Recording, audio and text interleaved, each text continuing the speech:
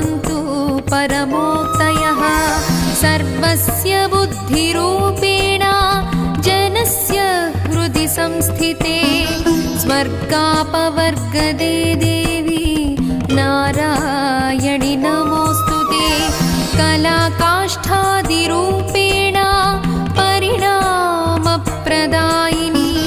विश्वस्योपरतौ शक्ते नारायणि नमोऽस्तुते सर्वमङ्गलमाङ्गल्ये शिवे सर्वार्थसाधिके शरण्ये त्र्यम्बिके देवी